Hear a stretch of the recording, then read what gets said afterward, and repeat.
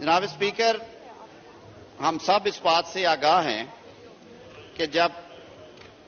پنجاب اور خیبر پختونخوا اسمبلیز کو ایک شخص کی انا کی بھینٹ چڑھایا گیا اور وہ تحلیل ہوئی تو اس بابت میں کوشچن آیا کہ جو انتخابات ہیں جنرل الیکشنز پنجاب اور خیبر پختونخوا میں وہ 90 روز میں منعقد ہونے ہیں. اس میں مختلف آراء بھی آئیں اور الیکشن کمیشن جو کہ آئین کے آرٹیکل 218 کے تحت با اختیار ہے اس معاملے میں کہ وہ الیکشنز کا شفاف اور غیر جانبدارانہ انعقاد کروائے، اس نے پروسیس شروع کیا. اس عرصے میں لاہور ہائی کورٹ اور پشاور ہائی کورٹ میں پٹیشنز فائل ہوئیں. وہ پٹیشنز ابھی پینڈنگ تھی اور ایک درخواست میں فیصلہ ہونے کے بعد اس کی ICA تھی کہ سو موٹو کیس نمبر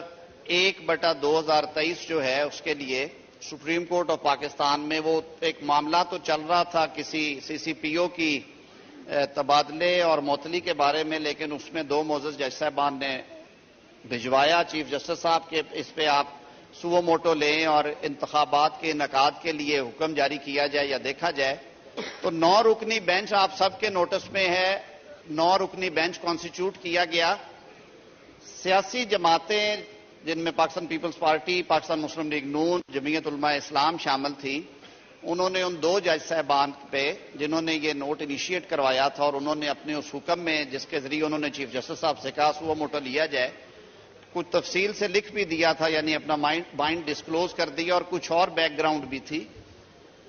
تو ان 2 جج صاحبان نے رضاکارانہ طور پہ اس کیس سے علیحدگی اختیار کر لی.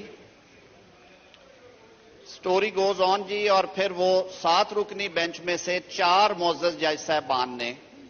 اکثریتی فیصلہ دیا اور اس میں انہوں نے یہ طے کر دیا کہ جو سپریم کورٹ کی اوریجنل جورسڈکشن ہے 184(3) یعنی کہ سو موٹو نوٹس لینا یا از خود جسے کہتے ہیں ہم اختیار استعمال کرنا، یہ کیس اس کے لیے مناسب نہیں ہے. لہذا انہوں نے وہ درخواست یا درخواستیں جو اس کے ساتھ منسلک تھی وہ خارج کر دی. اس پہ ایک ڈیبیٹ شروع ہوئی کہ جی جو بعد میں 5 رکنی بینچ میں سے 3-2 کی رائے تھی وہ فائق ہوگی یا وہ 4-3 کی. قصہ مختصر یہ کہ یہ جو ڈیٹیلڈ ججمنٹ آنے پہ یہ بات طے ہوئی، ثابت ہوئی کہ 4 معزز جج صاحبان نے بالکل کلیئرٹی کے ساتھ 7 میں سے وہ درخواستیں خارج کی تھی. معاملہ سر یہاں پہ نہیں رکا، معاملہ اس ایوان میں بھی ڈسکس ہوا اور اس معزز ایوان نے قرارداد منظور کی جس میں انہوں نے کہا کہ یہ ایک سیاسی مقدمہ تھا، ایک پولیٹیکل کوسچن تھا لیگل اور کانسٹیٹیوشنل کے ساتھ ساتھ. اس کو جس طرح سے ڈیل کیا گیا اس پہ بھی آپ نے اپنے تحفظات کا اظہار کیا اور پھر اس معزز ایوان نے یہ قرارداد کے ذریعے یہ بات طے کر دی کہ فیصلہ جو ہے وہ 4 جج صاحبان کا جو میجورٹی ڈیسیژن ہے یہ معزز ایوان اس کو مانتا ہے. اس معزز ایوان نے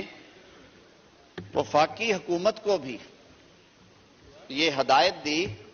کہ آپ جو اقلیتی فیصلے میں جاری ہدایات ہیں ان پر عمل کرنے کے پابند نہیں ہوں گے اور اس معزز ایوان کی سینس لی جائے گی جب بھی کوئی ایسا معاملہ ہوگا.